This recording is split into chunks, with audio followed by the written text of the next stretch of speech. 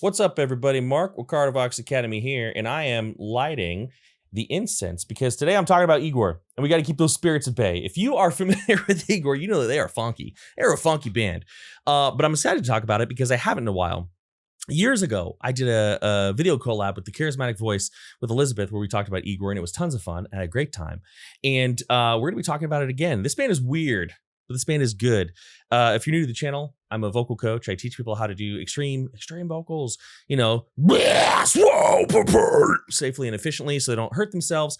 And I'm a vocalist of like 15, 16, 17 years, something like that in a band called Kardashev. So if you're interested in getting some vocal education and having some fun, let's check out Igorrr, Daemoni. I don't know. Here we go.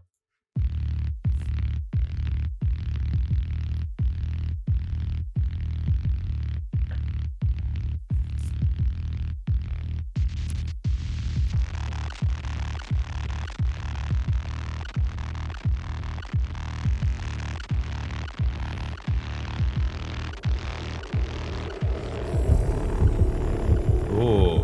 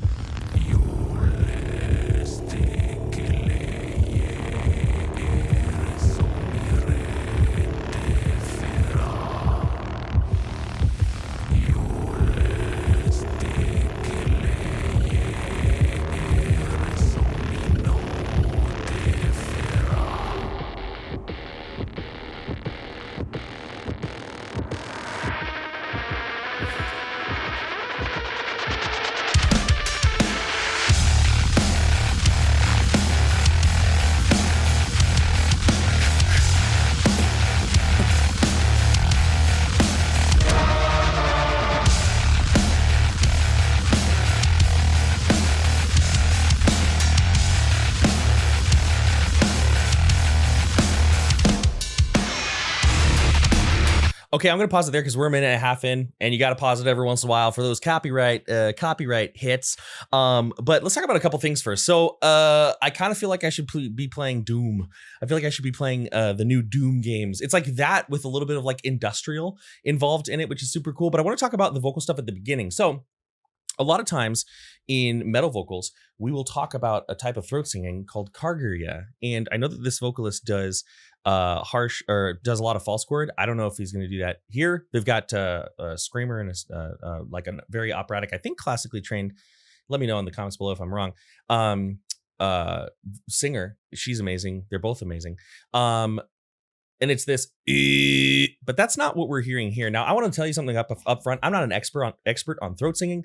There are people who are experts on throat singing. I know Igorrr to help me get to false chord, right? But what I heard here, it was a really cool layer, actually. It was really interesting. What I heard here, I think is often referred to as like sub-octave singing or subharmonic singing. And that's a much lower, differently activated sound than Igorrr. You know, Igorrr is when we have this activation of the false folds above the vocal folds. They're vibrating at the same time. And we get this actually really high placed. This was much lower, and I can't actually do that, so I'm not going to try.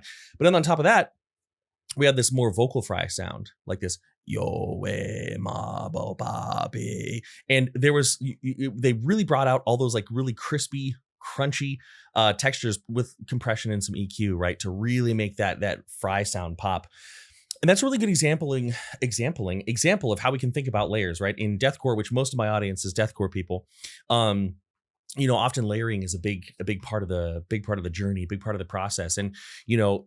You can tell that this stack was built very strategically. That's kind of all I have to say about it. Because again, I'm not an expert on throat singing and these types of things, so I don't want to sit here and pretend like I am. But the reason I wanted to point it out is because, again, as a harsh vocalist and a harsh vocal instructor, I know a lot of people utilize Igorrr. I utilize Igorrr. I teach Igorrr.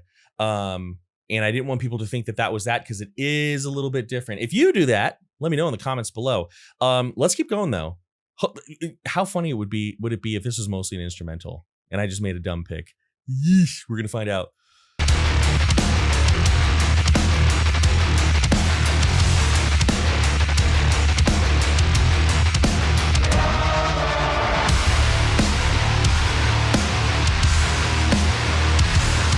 Oh.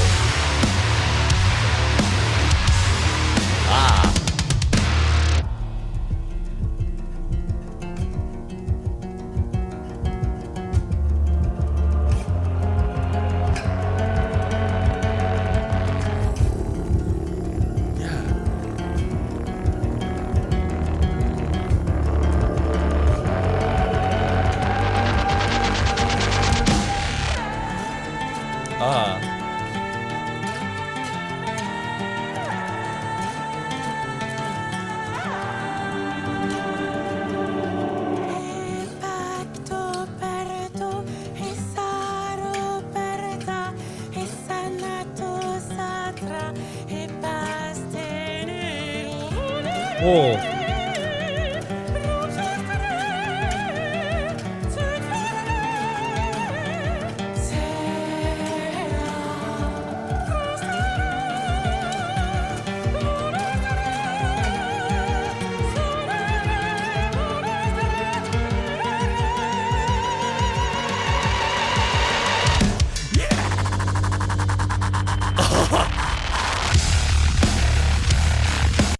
All right, this song's picking up, so we're gonna pause. We're gonna talk about it. Okay, so what the heck is a harsh vocal instructor gonna talk about with that amazing singing? Well, I'm gonna tell you, there is a ton of crossover between what she was doing and what we do as harsh vocalists, okay?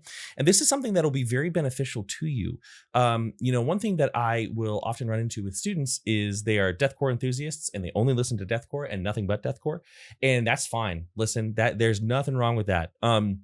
But sometimes some of the best techniques and some of the best ideas come when we get out of our genre, right? We listen to other things. And there were a couple concepts in here that I'm hearing. Now, just to, I mentioned this before, but to be clear, I'm not a classically trained singer. I'm not an opera singer. So I'm going to be speaking about her singing voice much more as someone who is an expert on harsh vocalization, gleaning what I can take from it, right? We do have a classically trained, very good clean singing coach here, Verona. She does a lot of videos talking about the clean voice. We have a lot of students we share. But there are a couple things I hear at the beginning, right? One of which is a little bit of like this sort of cry. In fact, we're going to listen to that again. And let's make some mental notes here. Here we go.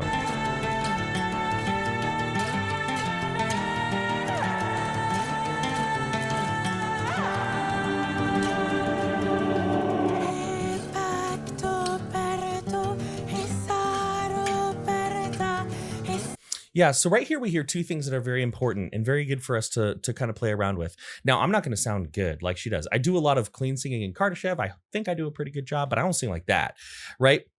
So there's one thing that she's doing at the beginning is she's doing these little vocal breaks, these little cries as she changes the notes. It has this very like this very, Middle Eastern or perhaps Spanish with that beautiful guitar playing at the same time. And it's like this.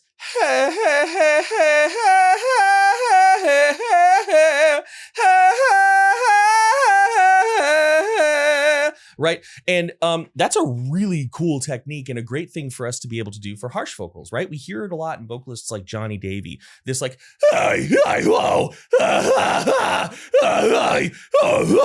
right? Now, I want to do more than just point out why that's useful. I want to kind of talk about things that we can glean from it. The first thing is that there's a lot of versatility that's coming from this that's really only possible because of relaxation of the vocal tract, right?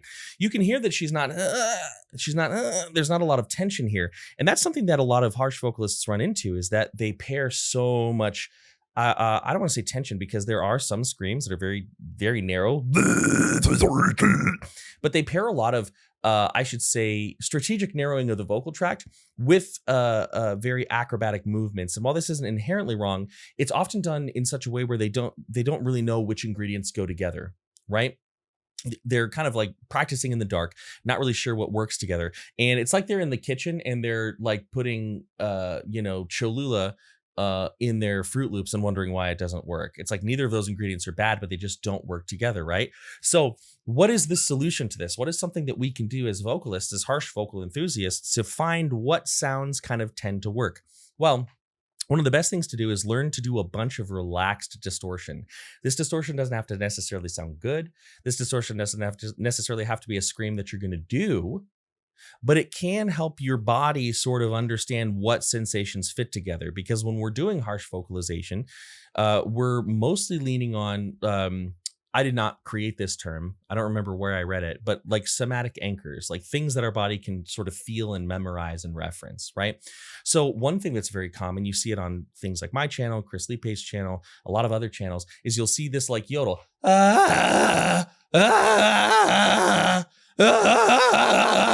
Right? That sounds like garbage, but I can learn things from it, right? I can learn that I'm going to get a flappier distortion. I can learn that I'm going to get a distortion that sort of bobs up and down along with the movement of my tone, right? I can learn how my voice can shape the perception of that distortion, right? And in fact, in this next part, she gets a much more narrow vocal tract. You know, she's singing, I don't remember the melody, but she's singing kind of like, this space right here and now, right? And so there's a lot that we can do if we just, this is essentially what I'm getting at, and then I'm going to keep going. But there's a lot that we can do with the movement of our vocal tract, playing around with our clean voice. Sometimes when I work with students, if they have some pretty decent distortion, you know, they can do something like, you know, a little breathy, but it's there, it's good, right? We'll actually do a lot of clean vocal work, and that bleeds over pretty well. So this is a kind of long-winded way of saying, like, there's a lot we can learn from mimicking what we hear extremely accomplished clean singers do, even if we're not super good at it. Like, I don't sing like she does, but if we take what they do, kind of mimic it, get a little bit relaxed, throw some distortion in there, literally just kind of throw some distortion in there and see what happens. That's how like just recently, I found, I didn't create this sound, but I found this kind of interesting sort of like, you know, sort of sound. And I was just playing around. I was just being goofy. Makes me really foamy with saliva, but it was being goofy. Anyway, last thing I want you to notice here, and we're not going to pause to talk about it, but last thing I want you to notice here is the extremely phenomenal control over her chord closure, right? The narrowing of the chord closure, and then the increased weight and resonance of her voice, right? But without like press, without strain. You're not going to hear her go like, you know, oh, there's none of that. It's this clean, and I'm not an opera singer, so I'm not going to try to do it. But there's just this beautiful transition from open, like a more airy, I guess I should say, chord closure to a connected chord closure into this big, boomy, projected sound. Absolutely stunning. Let's keep going.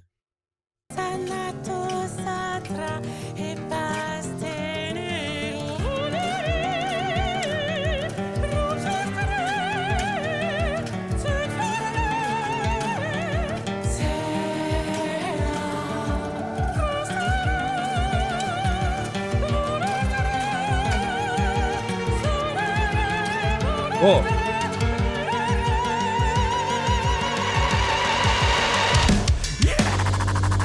Oh.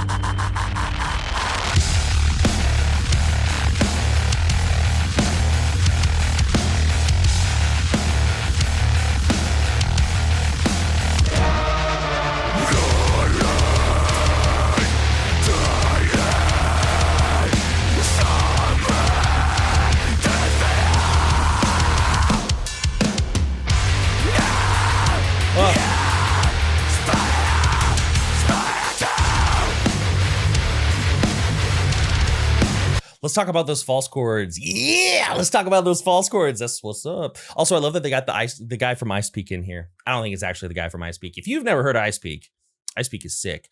Well, I haven't heard Ice Peak for like 4 years since they released like new music. So I don't know, maybe they're not good anymore. But back in the day, listen to a lot of Ice Peak. Anyway, so let's talk about these false chords. This is great because I was talking about Kardavox before. Now we can talk about it again. This is phenomenal, right? So what we have here is a really good use of a fundamental false chord sound. Now, when I say fundamental, I don't mean not difficult to do. I don't mean skillless. I just mean it's the bass sound with some power and some you know, I guess organic filtering, we could say, mouth shapes. But it doesn't have a lot of the bells and whistles that we normally associate. Is that on my monitor? Or is that? I don't know. It doesn't have a lot of the bells and whistles that we would normally associate with like deathcore or things like this. Now, this is a really good sound to be able to do. Even if you're not a big fan of these types of sound, it is an amazing way for you to teach your body what it means to create distortion and to be relaxed. Okay. One thing that I run into very frequently is I have students who learn very compressed, very narrowed styles. That's not bad on its own. I do a lot of that stuff.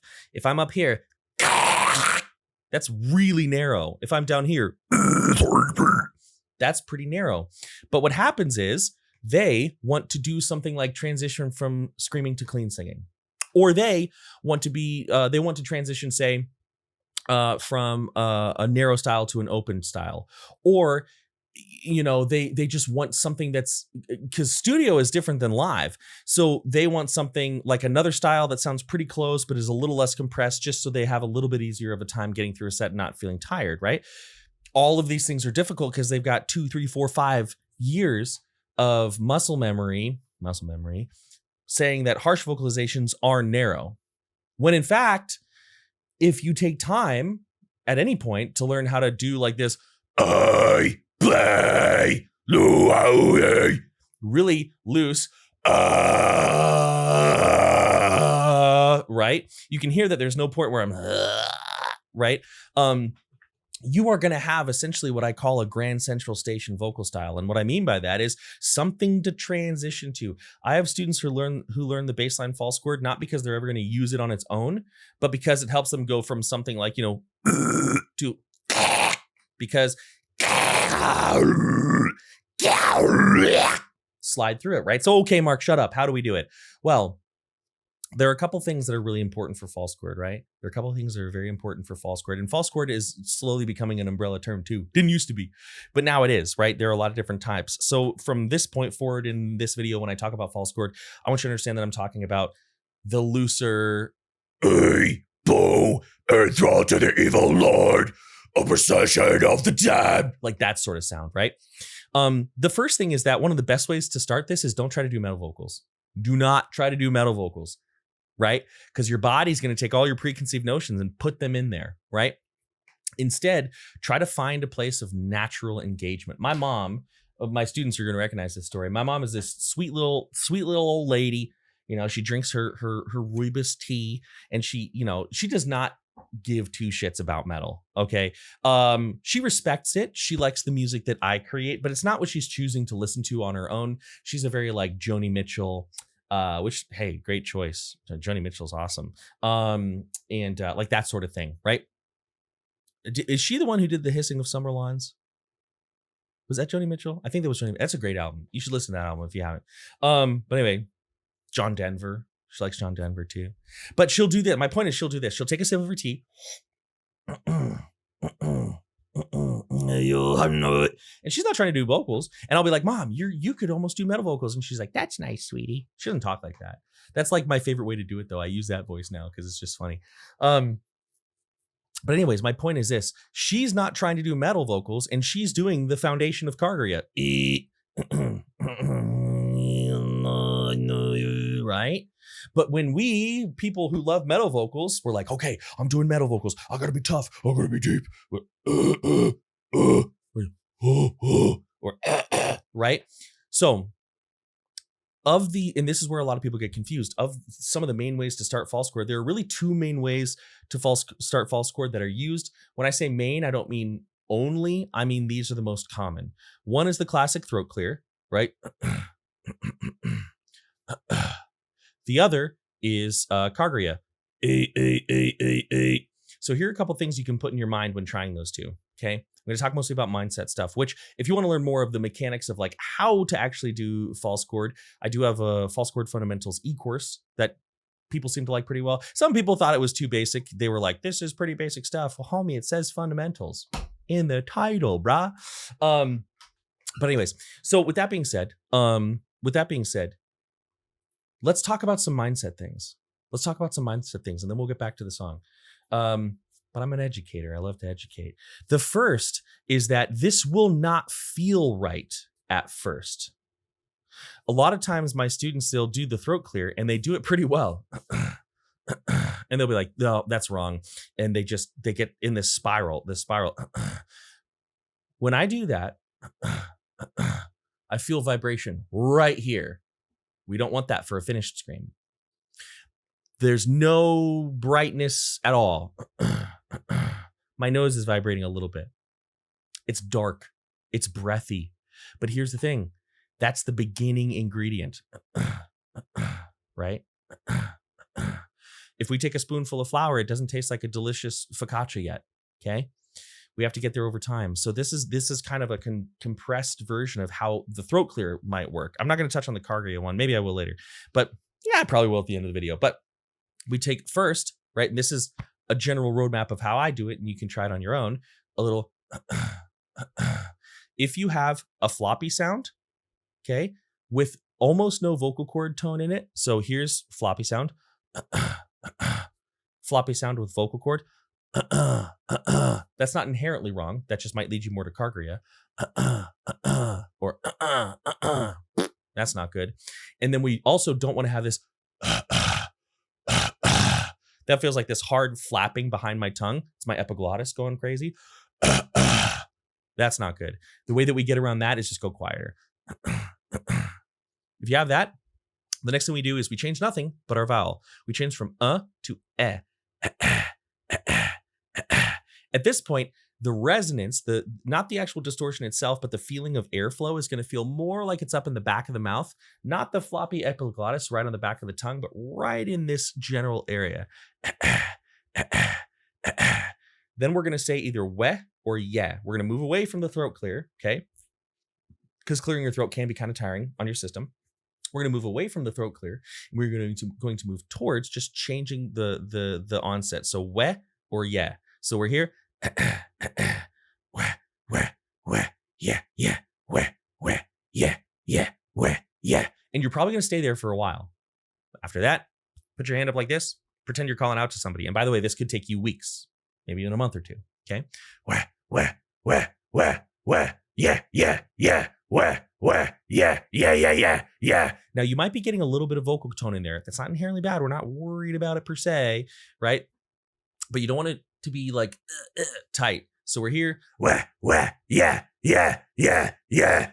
Now you're just going to start leaning in and allowing yourself to be breathier. Weh, weh, weh, yeah, weh, yeah, weh, yeah, yeah, yeah. Right? It's not going to be that easy for you right off the get-go, but that's going to get you some of these cool sounds. Let's go back and let's listen to when he comes in again, and we can talk tone and timbre and all sorts of other cool stuff. Here we go.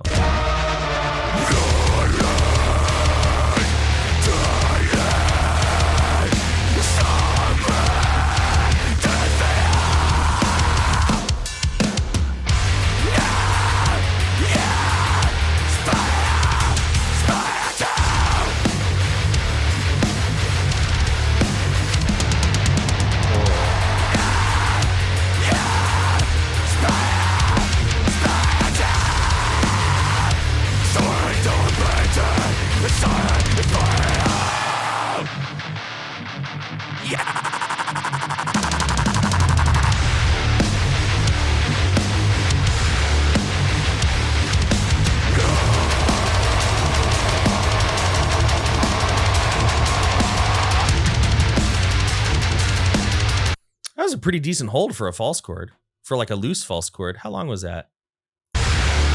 Let's stopwatch it. Because false chord, as many of you know, is a little bit air dumpy. There are ways to do it that conserve your air, but it's rarely are you going to hold it. Almost never are you going to hold it as long as a false chord. Let's see how long that is.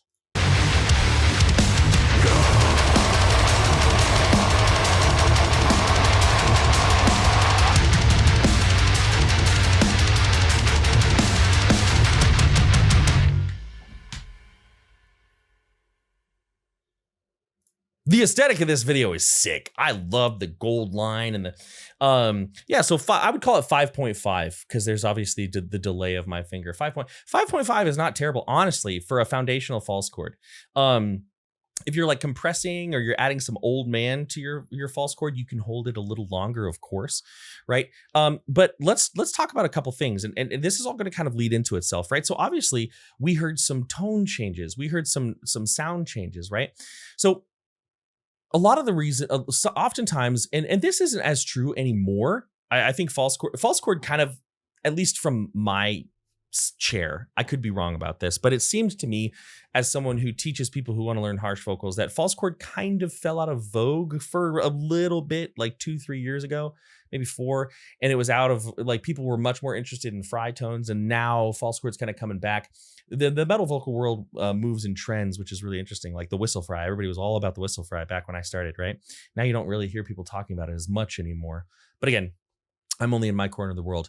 But anyways, part of the reason that people kind of weren't as interested in it is because of the fact that it was seen as not being very dynamic, right? It was seen as not being very dynamic. But in actuality, a lot of the ways that we shape a fry tone or a more compressed, crispy tone are very similar to the way that we shape a false chord tone, even though they sound very different.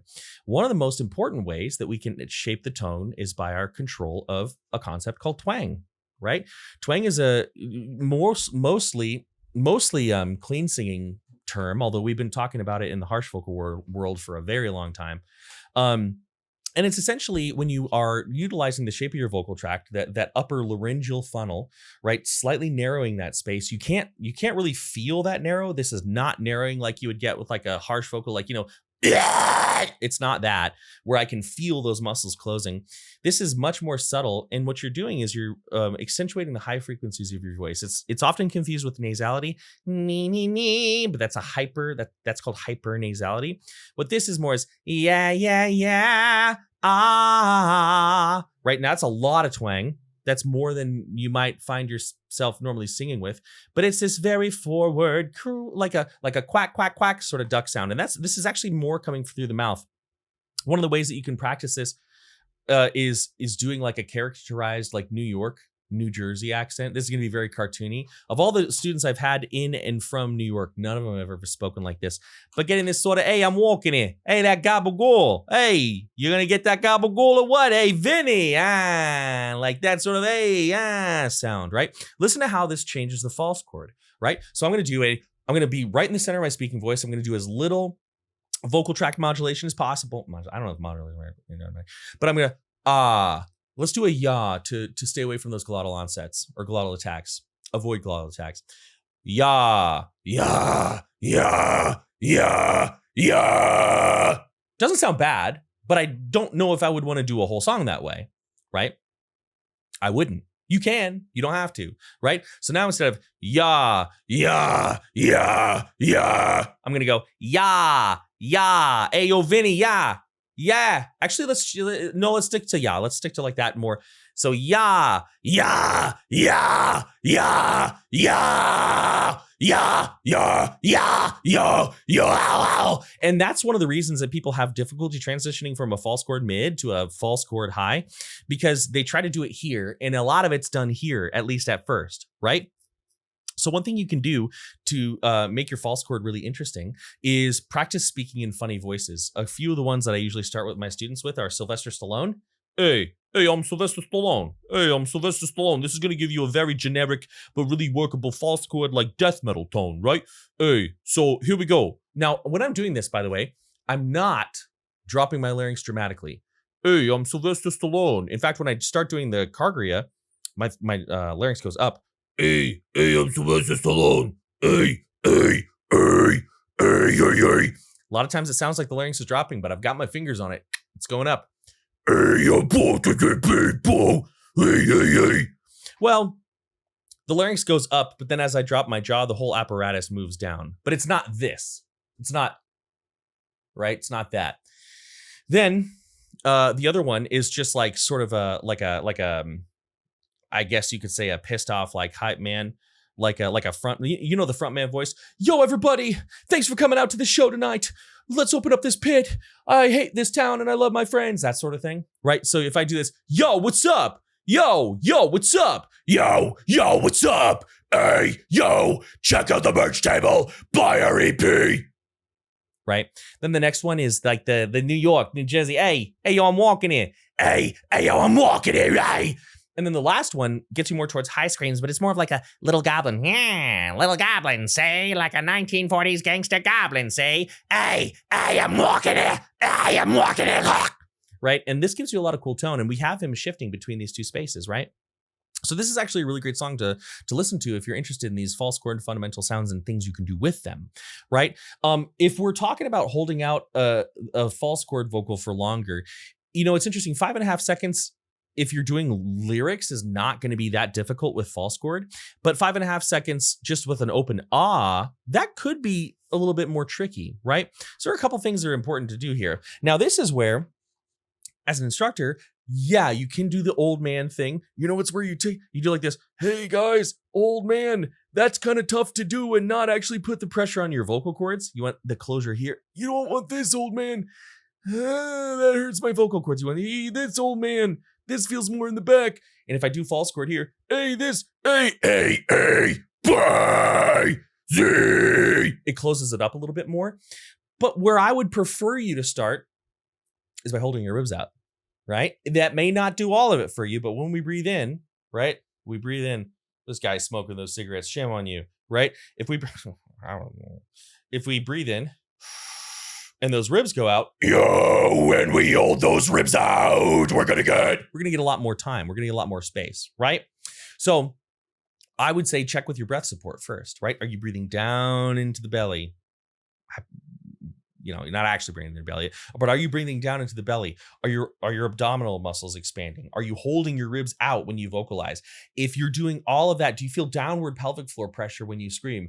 Yay! If you're doing all that, then you can start adding stuff here. I'm a big fan of put as much work here as you possibly can before you try to do stuff up here.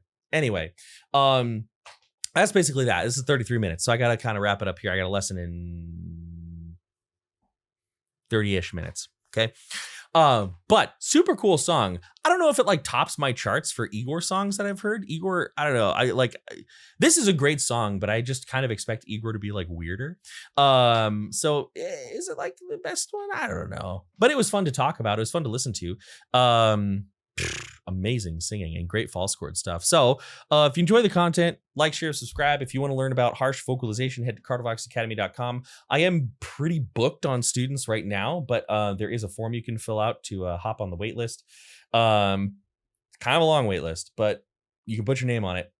And then also I do have a false chord fundamentals course, which I am planning on hopefully adding to sometime this year or next. When I shot it before, it was it's a good course. But I think I want to make it shinier. I want to make it a little bit better. Want to kind of add some more stuff to it. Maybe go more into high vocals. So, and that would be like a little add-on. I don't know how I'm going to do it, but I'm saying it's there. And if you're wanting to work on your clean vocals, our vocal coach, Verona, she's got a few openings. So check out some of her videos. If you like what you see, hit us up. And beyond that, many thanks. Much love. I'm out.